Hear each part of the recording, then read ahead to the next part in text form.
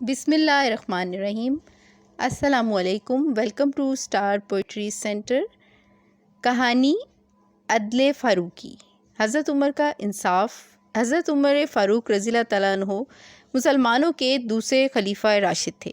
انہوں نے انتہائی عدل و انصاف سے حکومت کی تھی۔ ان کی زندگی بہت سادہ تھی۔ وہ اکثر مسجد نبوی میں فرش پر ہی سو جاتے تھے۔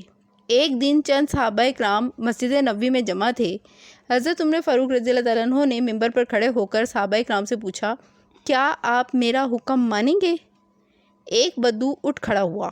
اس نے کہا، اے عمر، ہم آپ کی بات نہیں مانیں گے۔ آپ انصاف نہیں کرتے، بلکہ آپ نے تو عدل کا دامن ہاتھ سے چھوڑ دیا ہے۔ مال غنیمت سے سب کو ایک ایک چادر دی گئی تھی، جس میں ایک آدمی کا لباس نہیں بن سکتا، مگر آپ نے خود 2 چادریں لے لیں۔ ہمیں معلوم ہے کہ آپ قد و قامت میں ہم سب سے بڑھ کر ہیں اور ایک چادر میں آپ کا لباس تیار نہیں ہو سکتا، مگر اب آپ پورا لباس پہنے ہوئے ہیں۔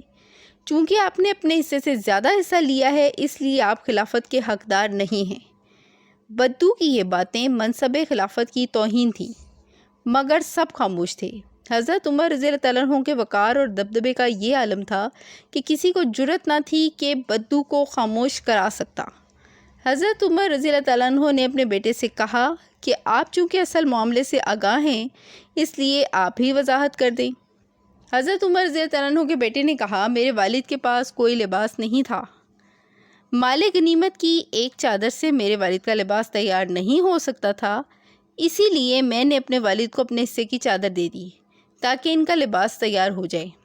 میرے والد محترم نے اپنے حصے سے تجاوز نہیں کیا۔ یہ سن کر اس بدو نے کہا کہ اے عمر، اب آپ جو حکم دیں گے ہم اسے تسلیم کریں گے۔ نتیجہ، حضرت عمر رضی اللہ تعالیٰ عنہ ایک عادل خلیفہ تھے۔ عدل فاروقی، مساوات و برابری کا درس۔ تو یہاں ہماری آج کی کہانی ختم ہوئی۔ تو اس کہانی سے ہمیں یہ سبق ملتا ہے کہ حضرت عمر رضی اللہ عنہ کا عدل اسی لیے مشہور تھا بہت زیادہ، کیونکہ آپ ہمیشہ دوسروں کو بھی عدل و انصاف کی تلقین کرتے تھے اور خود بھی عدل و انصاف سے کام لیتے تھے۔ تو یہ آپ سب بچوں کے کام آئے گی انشاءاللہ تعالیٰ۔ کورس میں یہ اکثر کتابوں میں شامل ہوتی ہے۔ تو اللہ حافظ۔